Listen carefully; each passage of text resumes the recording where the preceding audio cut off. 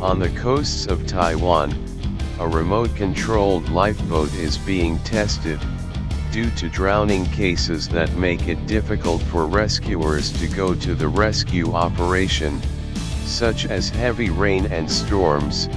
and they send this caller quickly to save the time needed for the rescue operation.